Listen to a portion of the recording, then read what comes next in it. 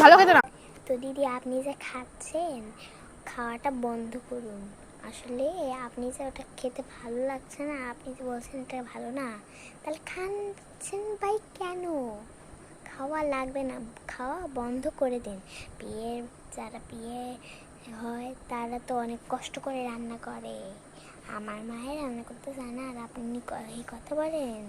আমি হলে না এইভাবে করে মেরে টেরে খেয়ে দিতাম, নয়তো খাইতেন না।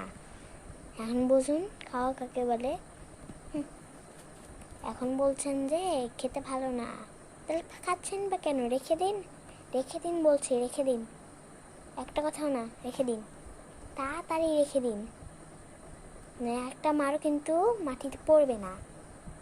আমি ছোট হতে পারি, ছোটরা একটু বেশি শক্তিশালী হয়, বুঝছেন? এরকম শক্তি হওয়া লাগবে।